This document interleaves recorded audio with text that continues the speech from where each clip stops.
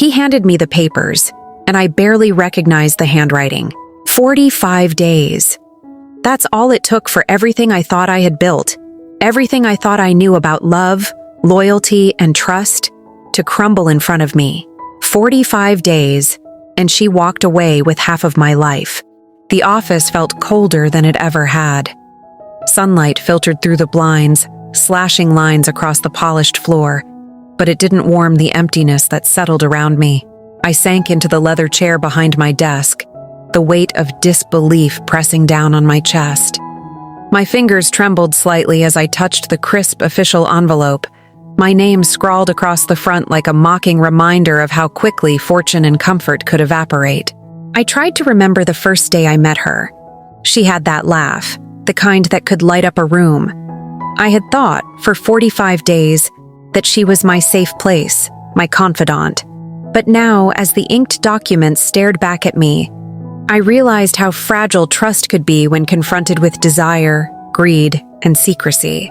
I stared at the city skyline from my office window. The world below moved on, unaware that my life had shifted in a way that no headline could ever truly capture. Cameras flashed, rumors whispered through the tabloids, but none of it mattered. The truth, raw, intimate, and utterly consuming, was that my heart had been blindsided. A memory surfaced. The night she told me she loved me. I had laughed softly, thinking, finally, someone who understands me. But there had been shadows lurking behind her eyes, hints I had ignored in the excitement of what I wanted to believe. Hints I would now regret missing for the rest of my life. 45 days.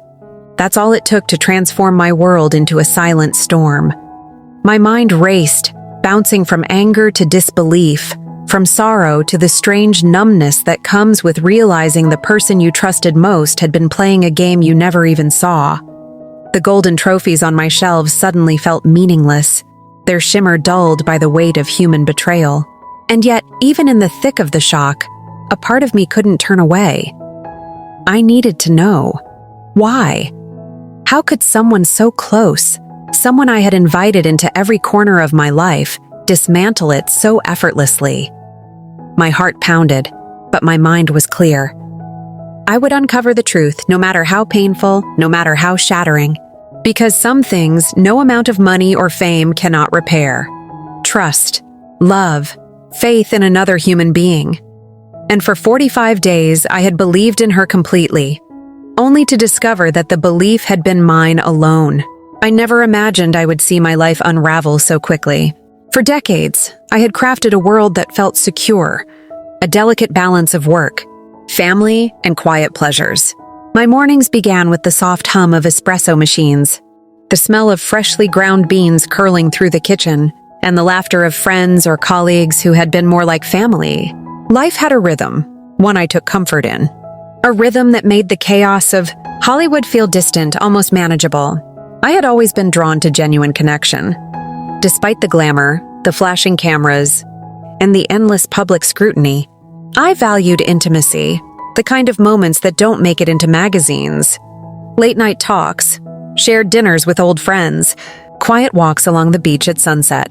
Those were my treasures. I believed love, when it came, would be built in the same way, slowly, carefully, and with intention. And then she arrived. She was different from the people I had met before. There was a lightness in her step, a certain ease in conversation, and a warmth that made the room feel less like a public space and more like home. She asked questions that mattered, remembered details I didn't think anyone noticed, and smiled in a way that made me feel seen. In 45 days, she became my world, my confidant, my companion, my shadow in the sunlight. We shared meals in tiny, unnoticed cafes, escaping the relentless gaze of the media. We laughed about small, silly things, an awkward waiter, a spilled cup of coffee, a clumsy attempt at dancing in my living room. These moments felt real, unpolished, and profoundly human. I had built a life of carefully curated appearances, but in her presence I was simply George, just a man who wanted to be understood. Even my friends noticed the change. They said it was good to see me laugh again, to see my eyes light up the way they used to. I didn't realize at the time how much I had been protecting myself from disappointment, from heartbreak, from trust. She broke through that protective shell effortlessly, and I welcomed it with open arms, unaware that the very openness that made me happy would later become my vulnerability. Hollywood had always been a strange mix of reality and performance. Deals, scripts, contracts, and obligations often overshadowed personal life. I had learned to navigate it with careful calculation, to guard my emotions as fiercely as I protected my reputation. But with her, I let down the barriers I had spent a lifetime constructing. I shared my mornings, my routines, my hopes. I laughed at jokes I didn't normally find funny. I lingered in the warmth of conversation long after polite society would have moved on. And still, beneath the laughter and gentle touches, there were whispers of doubt, fleeting thoughts that something might be too perfect, too fast. I brushed them aside, telling myself I was finally letting myself live fully, letting myself feel. That's what 45 days of happiness can do. It feels like eternity, even though the clock is ticking faster than we realize. We spoke about future trips, quiet escapes, and the rare possibility of a life that existed beyond the public eye. She seemed to share my vision, nodding and laughing, teasing at plans we would never formally make, but that felt important in the moment. It was intoxicating, the feeling of someone truly being present, of someone choosing to exist in your world willingly and without pretense. Even the mundane felt magical. Grocery shopping became an adventure. Selecting wines felt like a grand ceremony, and quiet nights felt like glimpses of a life I hadn't allowed myself to imagine. I believed that this was the rare kind of connection that could withstand scrutiny, gossip, and even time itself. I allowed myself to hope, to dream, and to trust, a trust I had given sparingly in the past, because it was sacred, because it was precious, and because I had been hurt before. Friends and colleagues would often comment on the glow in my eyes, but I never spoke about it. It wasn't something I could put into words, not really. It was a quiet shift, a subtle change in posture, a lingering smile that no one but I understood. I believed in her entirely, fully, and without reservation. 45 days of feeling truly seen, truly understood. It was both exhilarating and terrifying. Yet beneath the surface of laughter and intimacy, there were undercurrents I did not notice. A fleeting glance at a phone screen, a carefully chosen word, the subtle hesitation in a laugh. These were details I ignored, choosing instead to focus on the warmth, the presence, the moments that made life feel alive again. I told myself that happiness was enough to outweigh suspicion, that love could be blind and forgiving, and that joy was a language worth speaking fluently. During those weeks, I often found myself alone in the evenings, reflecting on the whirlwind of emotions that had become my life. The blinds were drawn, soft lights casting shadows across the room, and I would sit quietly with a glass of wine, marveling at how quickly intimacy could grow, how fragile and precious it felt. The world outside continued its relentless pace, but inside, time had slowed. I believed, truly, that I had found something rare, a connection that was immune to the cynicism and cruelty that often pervaded my world. I never anticipated the storm, not for a single moment. 45 days of laughter, of trust, of shared secrets. It felt like an eternity, but it was only the beginning of a story that would challenge every assumption I had about love, loyalty, and human nature.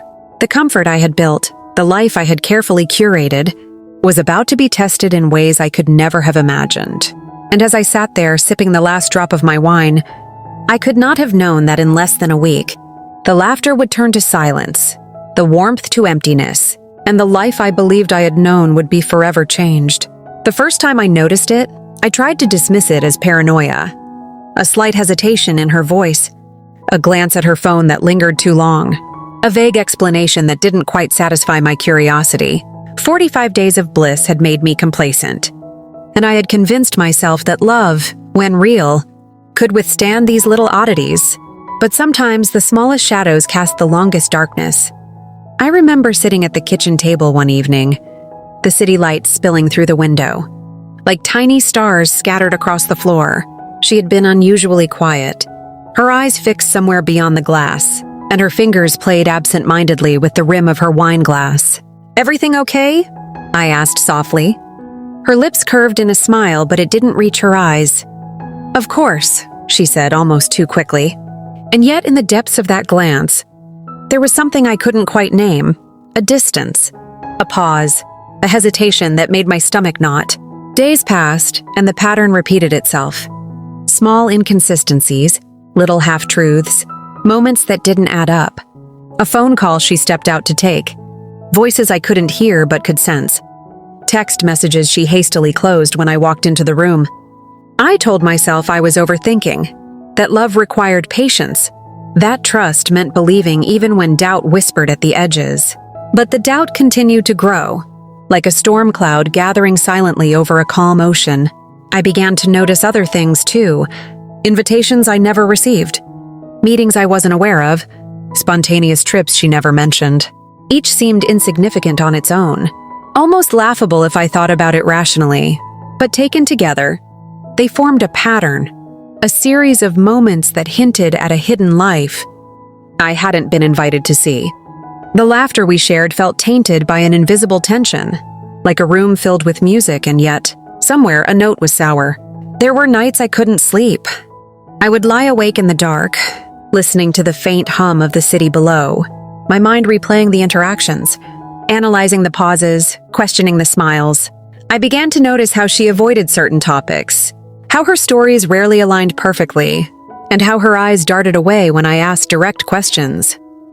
45 days of happiness had begun to unravel into 45 nights of quiet unease, each one eroding the certainty I had held so fiercely. One evening, the tension reached a peak. We were at a quiet dinner in my apartment, the candles flickering softly, the wine warm in our glasses. She laughed at a story I told, but it was a laugh that sounded rehearsed, like an actor performing lines she didn't believe. I looked at her closely, searching for the warmth I had fallen in love with, and I found it, yes, but also a shadow. Something fleeting yet unmistakable. I swallowed hard, feeling a chill despite the cozy lighting. "You're distracted," I said gently. She smiled, nodded, and changed the subject. The silence that followed was deafening. I tried to remind myself of the good, the shared jokes, the quiet mornings, the evenings of endless conversation. But even as I clung to those memories, the inconsistencies grew harder to ignore. I noticed patterns in her behavior I hadn't seen before. Unexplained absences, hurried explanations, moments of irritation when questioned. It was subtle, almost invisible to anyone else, but to me, someone who had lived a life under the gaze of scrutiny, it screamed louder than any argument ever could. And then came the first confrontation. It wasn't dramatic, not in the way movies make it appear. There were no shouting matches, no slamming doors, no cinematic explosions. Just a quiet, tense moment in the living room, the kind that seeps into your bones. I asked her about a phone call she had taken outside earlier that day. Her eyes flitted to the floor. A pause stretched between us like an eternity, and then she laughed nervously. "It's nothing," she said, brushing it off. But the weight of the lie, of the unspoken truth, settled over the room like a fog I couldn't disperse. I began to notice changes in myself as well. I questioned my judgment, replayed every interaction, analyzed every word and gesture. Sleep became elusive, meals were eaten mechanically, and laughter, once easy and unrestrained, felt like a performance I could no longer manage. The life I had built, the trust I had given freely, was slipping through my fingers, and I didn't know how to stop it. Her charm remained, though. Even in the tension, even as doubt gnawed at my mind, she could still smile in a way that made the world seem brighter. And that perhaps was the cruelest part, that in moments of fear and suspicion, I could still feel drawn to her, still hope that everything was fine, still cling to the belief that love could be stronger than deceit. The media, oblivious to the private unraveling, only added another layer of pressure. Rumors began to swirl, questions whispered, by photographers and reporters who sensed tension but not its cause. I found myself performing in public while my private life quietly collapsed. Every smile, every carefully framed interview, felt like a mask, hiding the creeping anxiety that no amount of fame could soothe. And then the final signs began to emerge. Documents hidden too carefully. Late-night trips to lawyers she claimed were for work. Messages that disappeared before. I could see them. Each revelation was small, almost laughably insignificant on its own, but together they formed a mosaic of betrayal that I could no longer ignore. The feeling was like standing in a quiet room and realizing the floor beneath you is slowly giving way. By the end of the 45th day, I could no longer pretend. The warmth, the laughter, the intimacy, all of it had been overshadowed by unease, suspicion, and the creeping realization that I had been drawn into a story that wasn't mine alone. Something was happening behind my back, a hidden narrative that threatened to undo everything I had built, everything I had believed in. 45 days of love, 45 days of trust, and now the shadow of betrayal stretched long across my life. Every phone call, every smile, every whispered word carried a weight I couldn't ignore. I tried to confront her gently at first, hoping to salvage what remained. But the distance had already grown too wide. The intimacy I had cherished was slipping away, and with it, the sense of safety I had taken for granted. The storm was approaching, and I knew, even then, before the papers arrived, before the final act of betrayal revealed itself, that my world would never be the same. The rising tension, the quiet lies, the stolen moments in secret had set the stage. All that remained was the moment when the truth would crash down, and I would have to face the reality that love, even the most vibrant and exhilarating, could sometimes be the cruelest teacher of all. The day I realized the full extent of what had happened is etched into my memory like a scar I can never erase. It began as an ordinary morning, the sunlight spilling gently across my office desk, the coffee still steaming in my cup. I thought it would be another quiet day, the kind I cherished. But within minutes, the world I had known shifted into something unrecognizable. The papers arrived without warning, an envelope heavier than any I had ever held. I tore it open, expecting perhaps a misunderstanding, an error, something that could be corrected with a simple conversation. But the truth hit like a freight train. Half of everything I owned, my investments, my properties, even a portion of personal accounts I thought were untouchable, had been claimed. 45 days. That was all it took. I sank into the nearest chair, the envelope slipping from my trembling hands. The room blurred as my mind raced, trying to process the impossible. My heart pounded so loudly I could barely hear the hum of the city outside. 45 days of trust, laughter, and intimacy had ended in a legal reality I couldn't escape. The betrayal was total, complete, and inescapable. It wasn't just the money, though the financial impact was staggering. It was the intimacy, the confidence I had placed in someone who had, in less than 2 months, dismantled the foundation of my life. I replayed every moment we had shared, every smile, every touch, every whispered promise. Had I been blind? Had I been foolish? Or had she been a master of deception, playing a game I never even realized existed? I called her, my voice shaking, demanding answers I knew I might never fully receive. She answered calmly with a smile I once loved, as if nothing were wrong. "It's just business," she said softly, as if dismissing the earthquake that had shattered my world. "Don't take it personally." Those words, meant to soothe, only deepened the wound. How could someone reduce 45 days of trust, laughter, and shared secrets to mere business? How could someone look me in the eye and say it was nothing, as if the heart I had entrusted was a commodity she could take or leave at will? The betrayal cut deeper than any loss of wealth ever could. Money can be earned, houses rebuilt, accounts replenished. Trust once shattered cannot be restored in the same way. I had given it fully, without reservation, believing in the warmth, the connection, the rare magic that had existed between us. And now it was gone, replaced by an emptiness that reverberated through every corner of my life. I remember walking through my home that evening, touching objects that once brought comfort. A photograph of a shared smile now felt like a mockery. Gifts, notes, reminders of laughter and late-night conversations. They all felt like evidence of a life I had imagined, a life someone else had quietly dismantled. The intimacy I had cherished, the connection I had believed in, had been stripped away as if it never existed.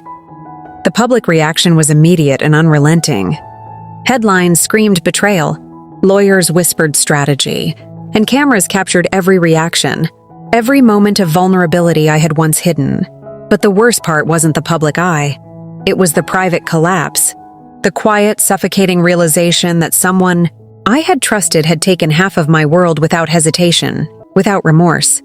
Late into the night, I sat in silence, staring at the city lights, wondering how a person could be so familiar, so intimate, and yet so capable of calculated destruction. My mind replayed every detail of her behavior, every subtle inconsistency, every hidden glance. The signs had been there, subtle, almost invisible, but I had ignored them, swept them aside in the warmth of fleeting happiness. 45 days of illusion, and now the truth was painfully clear. I called a few close friends, people I trusted with my life, my secrets, my vulnerabilities. Their voices, though comforting, only highlighted the reality I faced. "I'm so sorry," they said in tones too soft for the magnitude of my loss. "I can't believe this happened." And neither could I. How could someone I had invited into the most private corners of my life turn those moments into leverage, into gain, without a trace of guilt? The betrayal didn't stop at the financial or emotional. It seeped into the most intimate parts of my self-perception, forcing me to question judgment, trust, and the very nature of connection. I had believed in sincerity, in presence, in love. I had believed that 45 days could build a foundation strong enough to withstand the world, and now I was left with the echo of a lesson learned too harshly, too quickly. I replayed the final conversation over and over. Her calm voice, the dismissive tone, the effortless charm. It haunted me. The warmth I had clung to, the smile that once made my heart lift, now felt like a mask carefully worn to obscure true intention. The realization was staggering. I had been loved not for who I was, but for what could be taken from me. Every gesture, every laugh, every quiet moment of intimacy had been a part of the design. I wandered through my life in a daze. Meetings, public appearances, scripts, interviews, they all felt hollow, performed against the backdrop of personal devastation. I looked at my own reflection in mirrors and windows, questioning how I could have been so blind, so trusting, so certain. And yet, beneath the self-recrimination, there was a strange clarity, a recognition that the betrayal was not my fault, that the choices of another did not diminish the authenticity of my own love. My own openness, the deep wound, however, was not something that healed with logic or reason. It was a gaping void, a quiet ache that persisted in every quiet moment, in every reflection, in every glance at an empty space where trust had once resided. I began to understand that some pain cannot be avoided, some lessons cannot be softened. 45 days had been enough to show me both the heights of intimacy and the depths of deceit. I stayed awake that night longer than I should have, the city lights flickering like distant memories, the paper still in my hands like a weight too heavy to set down. Every memory of laughter, every whispered word, every shared smile was tainted by the knowledge that what I had believed in was never fully real. The intimacy I had cherished had been an illusion, and the truth of her intentions would remain a shadow over my heart for years to come. And yet, even in the suffocating darkness, a tiny ember remained. A quiet, fragile understanding that life, even when cruel and deceptive, carries lessons that shape resilience, wisdom, and perspective. The deep wound would not close quickly, and the scar would never fade entirely. But within the pain, I began to sense the first whisper of survival, the faint pulse of a heart learning to trust itself again. 45 days had taught me more than decades of careful living. It had revealed vulnerability I had allowed, generosity I had extended, and the shocking reality that love, when misused, can hurt as sharply as any weapon.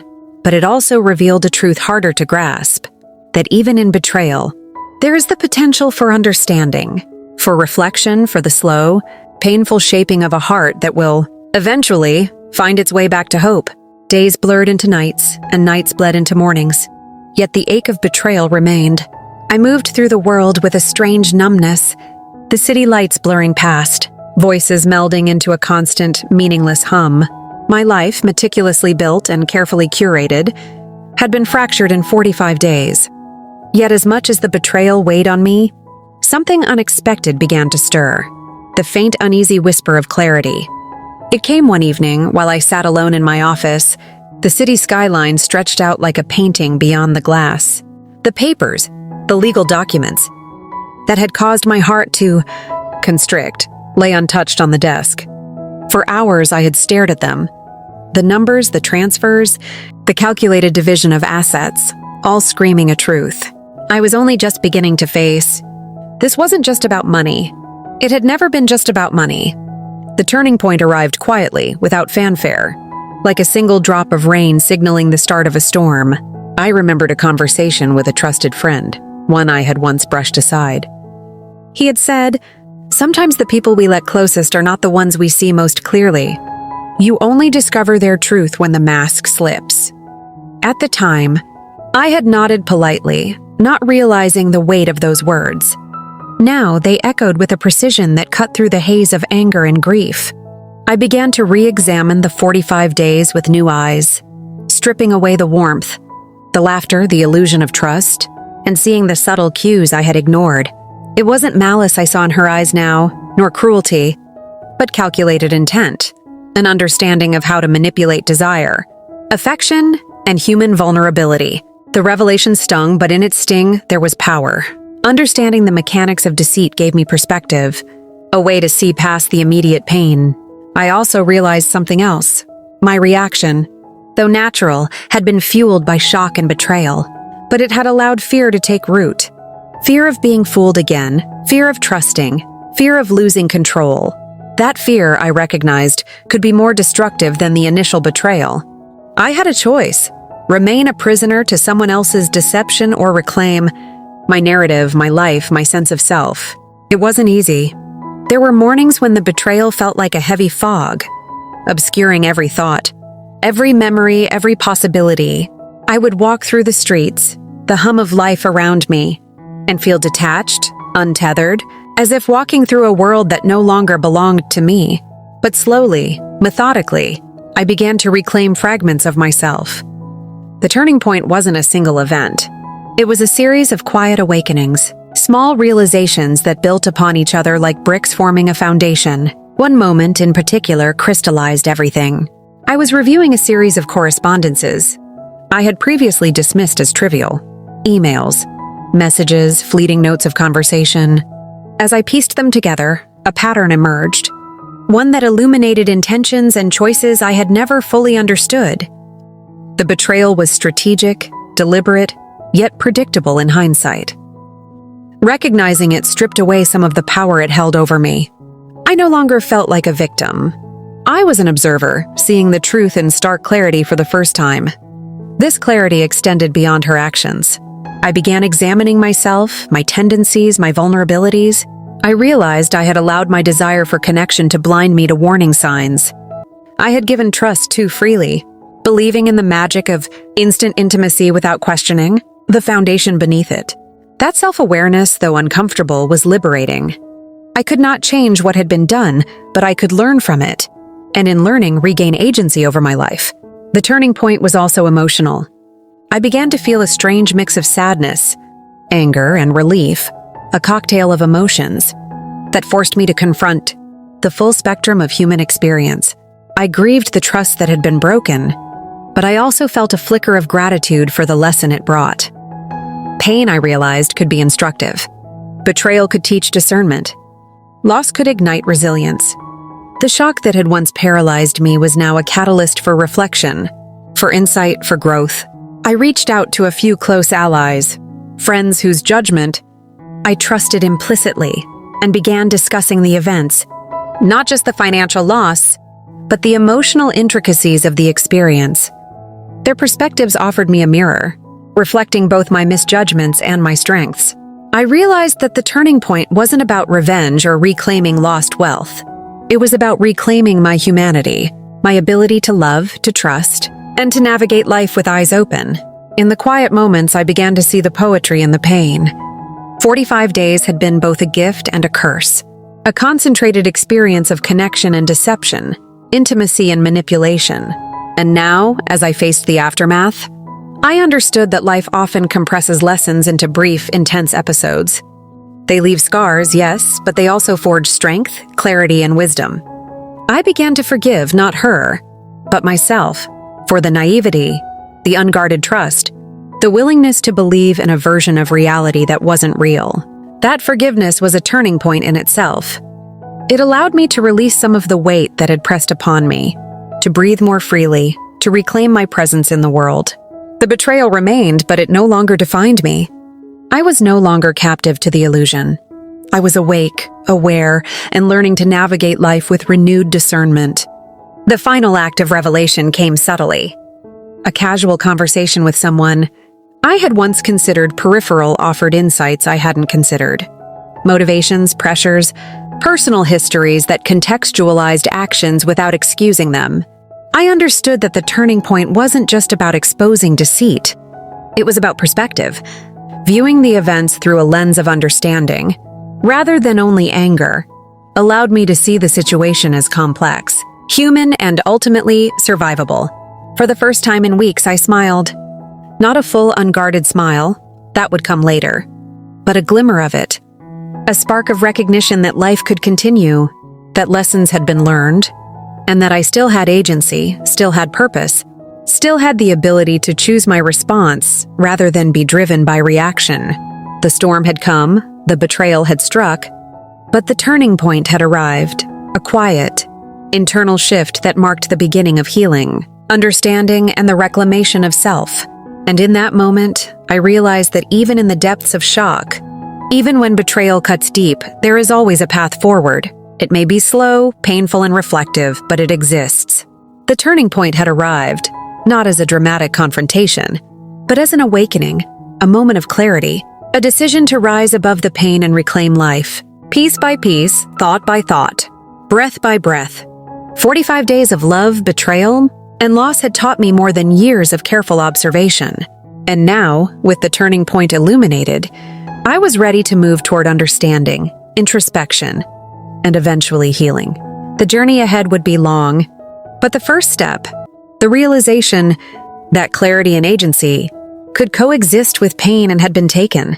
The days that followed the turning point were quieter, slower, but no less intense.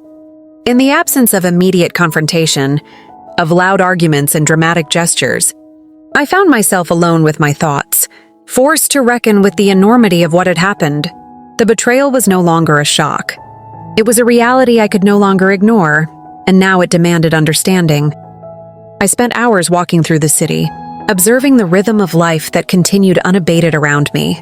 People laughed on street corners, cars honked in impatient harmony, and the sun rose and set without pause. The world moved forward, indifferent to my suffering. And yet, in that indifferent movement, I found perspective. Life, I realized, does not pause for heartbreak. It continues, relentlessly, and the only choice is how we move with it.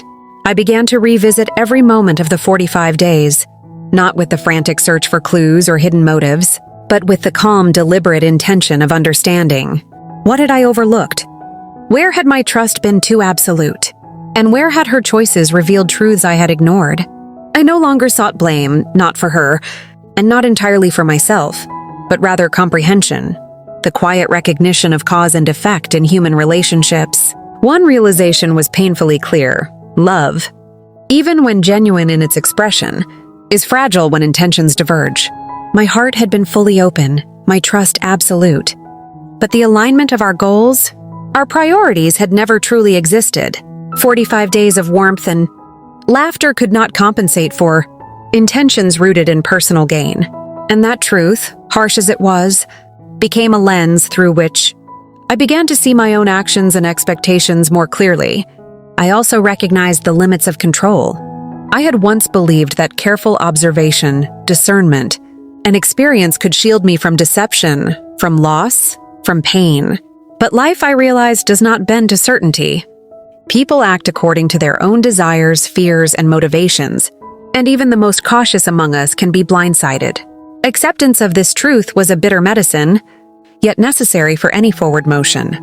In the evenings, I would sit alone in the quiet of my home, replaying conversations, gestures, and shared moments in my mind.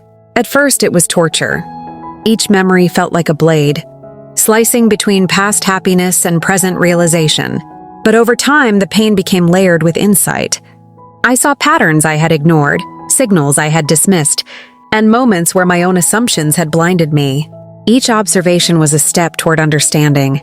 Each reflection a small act of reclaiming agency over my own narrative. I found myself thinking often about the nature of human desire. What drives someone to manipulate, to take advantage of intimacy and trust? Was it greed, fear, insecurity, or something deeper, ineffable? I did not seek to rationalize her choices. Understanding was not the same as excusing. But exploring the question, even silently, allowed me to contextualize the pain, to see it as part of a complex human landscape rather than a singular act of malice. Gradually, I began to confront my own vulnerability. 45 days of openness had left me exposed, but they had also revealed a capacity to love, to trust, and to connect that I had once thought dulled by experience. In acknowledging my susceptibility, I found a paradoxical strength, the awareness that being hurt is a testament to the depth of feeling I am capable of, that pain is a byproduct of living fully rather than a sign of weakness. There were moments of quiet grief that struck without warning. A song on the radio, the sight of a couple laughing in the street, even a simple fragrance, reminiscent of those 45 days could bring tears to my eyes, and yet I allowed myself to feel them, to honor the loss rather than suppress it. Grief, I realized, is not weakness. It is the mind's way of reconciling with the weight of experience, a necessary step toward healing. I also began to notice how the betrayal had affected my relationships with others. Friends who had previously seen me as confident, unshakable, now observed a vulnerability that I had hidden from everyone. Some approached cautiously, unsure how to speak to me about what had happened. Others offered unwavering support, providing the steadying presence I needed. Their perspectives became a mirror, reflecting both my humanity and the resilience I was discovering within myself. One night, I found myself staring at my reflection in the mirror for what felt like hours. The face staring back was familiar, yet altered by experience. There were shadows beneath my eyes, lines carved by worry, but also a quiet intensity, a depth forged in adversity. I realized that I had survived, not unscathed, but intact. The 45 days of betrayal had left a wound. Yes, but also a roadmap, lessons learned, vulnerabilities recognized, and a heart that, though cautious, remained capable of empathy and connection. I began to write, at first in fragmented thoughts, then in longer reflections. Words became a sanctuary, a place to process the chaos of emotion into coherent understanding. I wrote about trust, betrayal, loss, and the fragile nature of human connection. Each sentence was a step toward reclaiming the narrative, toward moving from victimhood to agency. I did not write to expose her, nor to dwell in anger, but to make sense of the turmoil within myself, to articulate the subtle complexities of human emotion in the aftermath of betrayal. Through these reflections, I also began to understand forgiveness, not as absolution for her actions, but as liberation for myself. Holding on to anger and resentment had been exhausting, consuming mental and emotional energy that I could redirect toward growth and self-preservation. By choosing to release some of that weight, I found space to breathe, to think, and to begin imagining a life beyond the shadow of betrayal. I realized, too, that understanding does not erase pain. It does not undo the 45 days of loss, the intimacy violated, or the trust broken. But understanding allows perspective. It allows one to step back, to see the broader human tapestry in which individual actions occur, and to recognize that pain is both a teacher and a compass. I began to see the event not just as an end, but as a pivotal point in a larger journey, a lesson in discernment, self-awareness, and resilience. I started to re-engage with the world, cautiously at first. Conversations with colleagues, meetings with collaborators, even casual interactions on the street became exercises in presence, mindfulness, and observation. I approached each moment with an awareness forged in the crucible of betrayal, a quiet vigilance that balanced openness with discernment. Life felt sharper, more vivid, as though each sensation carried both the memory of loss and the promise of renewed clarity. And slowly, I began to forgive myself for the mistakes made in those 45 days. I had been human, vulnerable, and willing to trust. Qualities that, despite the pain they had invited, were not weaknesses. They were the essence of my capacity for love, empathy, and connection. Recognizing this allowed me to reclaim dignity and agency, to view myself not as a passive victim, but as a conscious participant in the process of learning, healing, and growth. The realization phase, I understood, would not conclude quickly. It was not a moment of triumph, nor a neat resolution. It was an ongoing, reflective process, a gradual reconstruction of self that required patience, compassion, and honesty.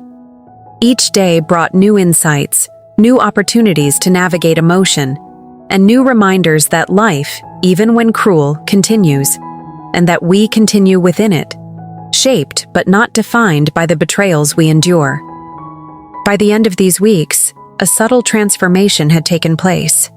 The wound, though still tender, no longer dominated my every thought.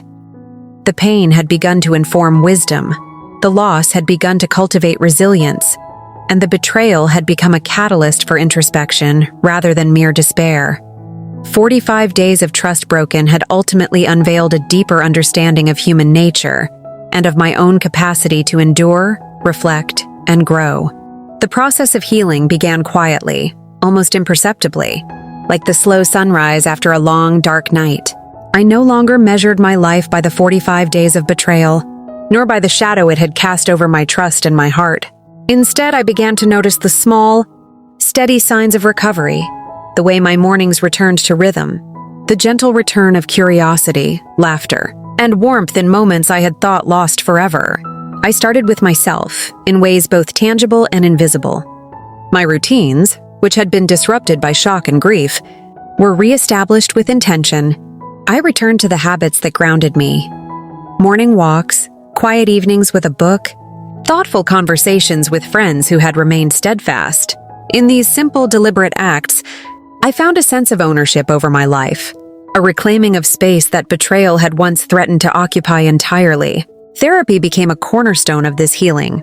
I had long valued introspection, but professional guidance allowed me to navigate emotions I hadn't fully understood: anger, grief, shame, and the complex interplay between trust and vulnerability. Each session peeled back layers of pain, revealing not just the depth of loss, but the depth of resilience. I began to understand that healing is not linear. It is a slow, often uneven process, requiring patience and courage in equal measure. I also reconnected with the people who mattered most, not in a transactional or performative way, but genuinely, consciously. Friends and family became mirrors and anchors, reflecting both support and reality, guiding me through moments when old fears surfaced. Their presence reminded me that human connection remains possible, even after profound betrayal, and that love, when rooted in authenticity and mutual respect, can survive the harshest tests. Financially, the recovery was painstaking but not impossible. Half my fortune had been taken, a stark reminder of vulnerability in both love and life. Yet the work I had built over decades remained, and the knowledge that wealth is temporary, while resilience and wisdom endure, became a central lesson. I learned to separate the material from the emotional, to recognize that while losses can be measured in numbers, the true measure of survival lies in character, insight, and perspective.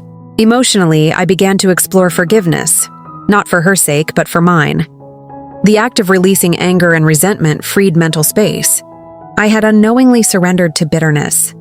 I did not forget, nor did I excuse the choices that had caused me pain, but I reclaimed control over my responses, redirecting energy toward growth rather than retribution. Forgiveness, I discovered, is less about absolution and more about liberation. One afternoon, while walking along a quiet stretch of beach, I felt a shift.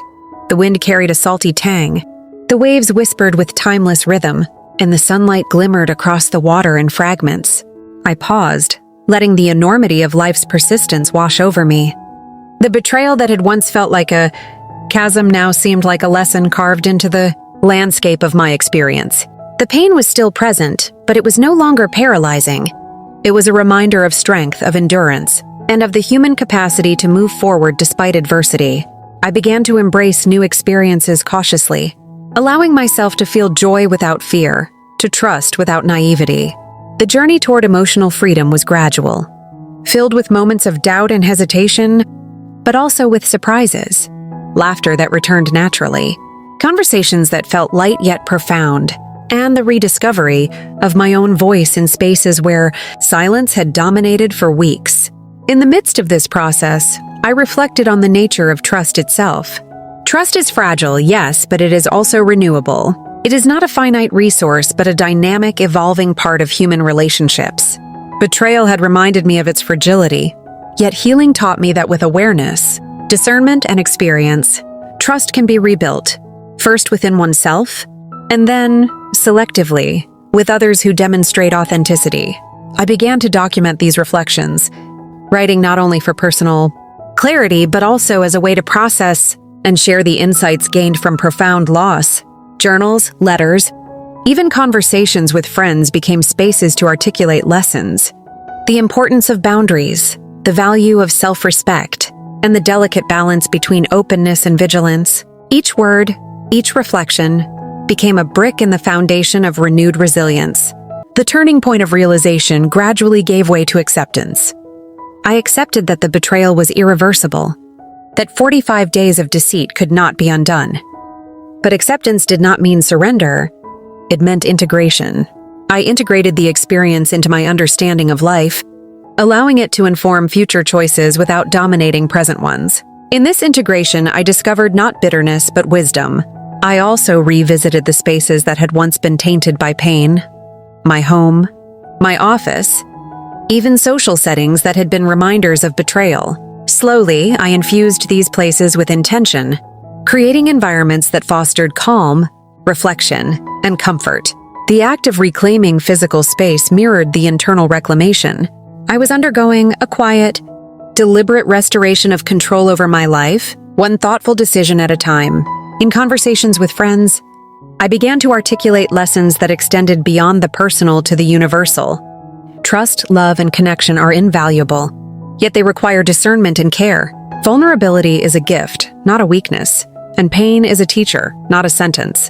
I realized that by sharing these reflections, I could transform personal suffering into collective insight, a way to navigate life more consciously with compassion for both oneself and others. Even the simplest daily rituals became profound acts of healing. Morning coffee, once mundane, now became a moment of mindfulness.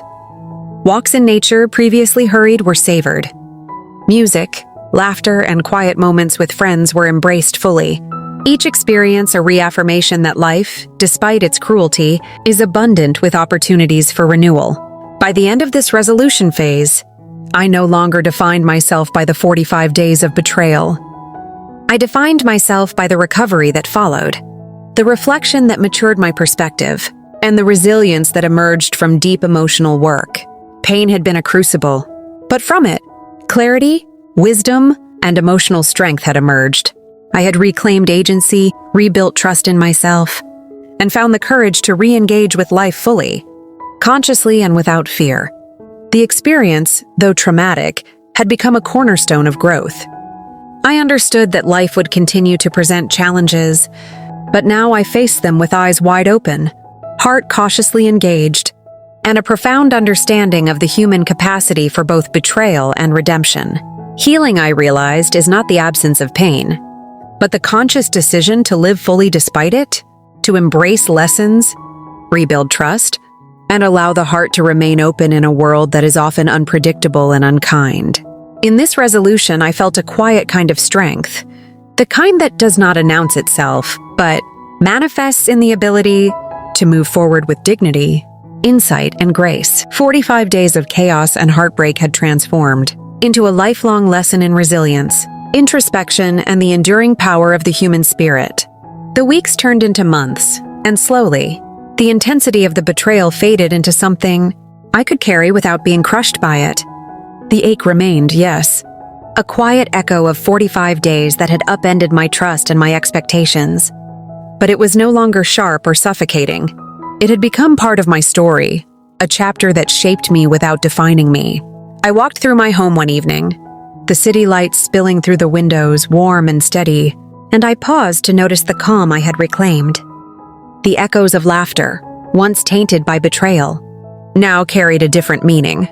They reminded me that life continues, that moments of joy and connection are possible even after profound loss. The lessons I had learned were stitched into the very fabric of my experience, guiding each decision, each interaction, each choice to trust carefully, but not to close my heart entirely. I reflected often on the fragility of trust. It is delicate, precious, and can be shattered in moments. But I also understood its resilience. Rebuilding trust, in oneself, in others, in life, is slow, deliberate, and requires courage. I had learned to temper openness with discernment, generosity with vigilance, and love with wisdom. These were lessons I would carry forever.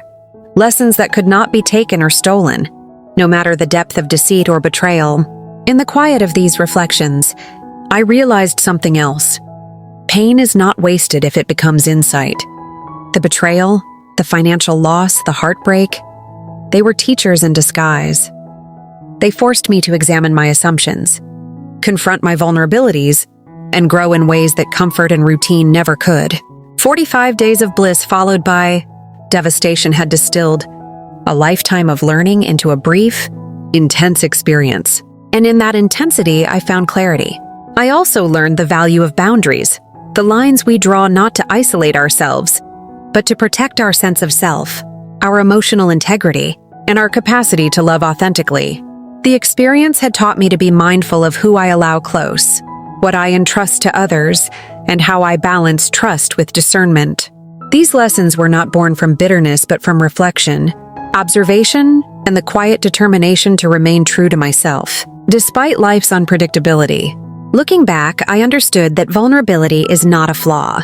It is the very essence of human connection.